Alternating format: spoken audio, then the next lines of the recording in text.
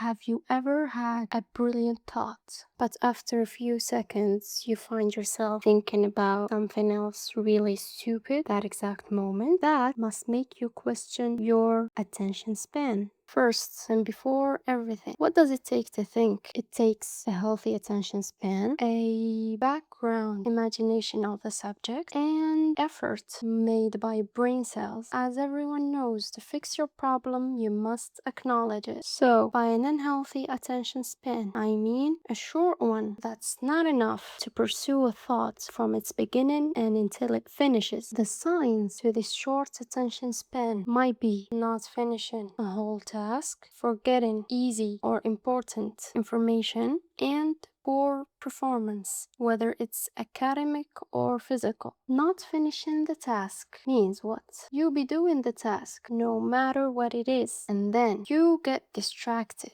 by something completely random and you find it hard to go back to work. And by forgetting information, those infos might be very important to you, and yet you find yourself not paying attention. Also, poor performance. This is the most annoying part that makes people genuinely pissed, and they finally realize something is wrong. Think about it. How many times have you read a whole paragraph in a textbook, got to the bottom, and realized your brain was completely offline? Your eyes moved, but you processed 0% of it. So you have to read it all over again. This problem might be caused by health reasons like ADHD, depression, brain injury, but a cause unrelated to health issues that appeared recently is related to people who consume short forms of content for long periods of time. They may experience this issue and it be very damaging. One thing to know about the human brain that it loves fast rewards. What's that? It's the dopamine that floods the brain with joy and excitement, or simply a good feeling that lasts a bit. So when you feed your brain these chemicals, it becomes addicting, obviously, and then it's hard to stop.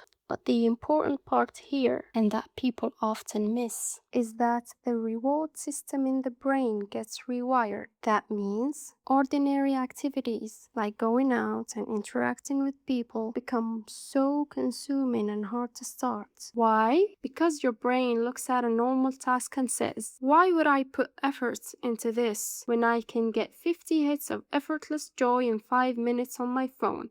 So when you force it to look at a lecture or a book that doesn't move or flash, it literally starves for dopamine, panics, and forces you to look away. And that's not even as bad as the second consequence. Recent studies have shown a sort of brain adaptation to this shift in the system. The regions responsible for impulsive control and decision making get harmed, and that reduces the focus to one task significantly, and it becomes consuming again. Now, what are the solutions? One is limiting the triggers. Anything that gets you out of your focus circle, cut it. Identify it first and then make it harder to access, like putting your phone away in another room, for example. That will take away the trigger to leave you alone with your own will to focus. It's called friction engineering. If your phone is on your desk, picking it up takes zero effort. Your brain will do it automatically without you even realizing. But if you have to physically get up,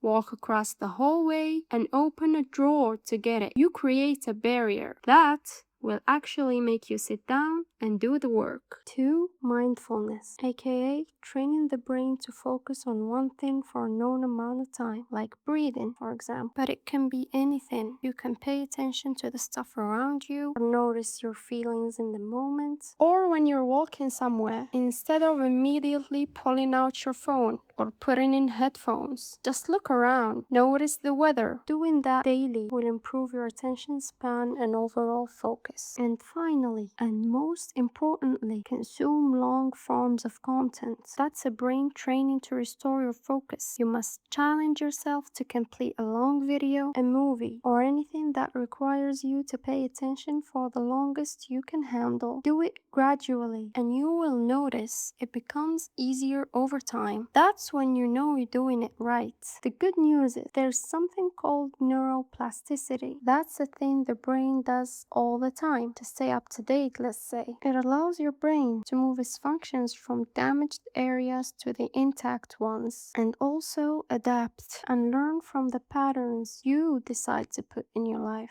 Think of your attention span right now like a path in a forest that's completely overgrown with weeds because you haven't used it in a while. Every single time you force yourself to finish a long video, read another page, or leave your phone in the other room, you are clearing that path. It's going to feel incredibly uncomfortable and boring at first, but that discomfort is literally the feeling of your brain building new connections. This ability of the brain is so strong, it can even recover injuries. So, fixing your cooked attention span is not impossible. It just needs you to want to do it, as it is for anything else.